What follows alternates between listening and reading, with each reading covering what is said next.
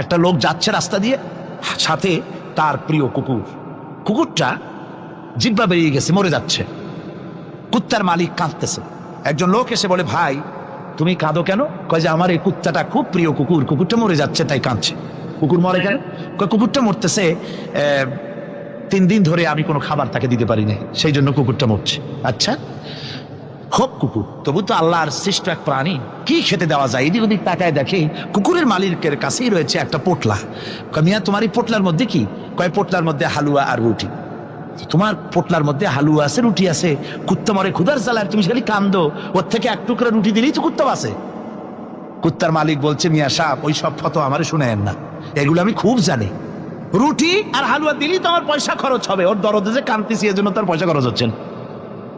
আমাদের অবস্থা কিন্তু তাই হয়েছে। ইসলাম বিদায় হয়ে যায়, যাক না, কিন্তু আমি কাঁদবো, পয়সা দিব না।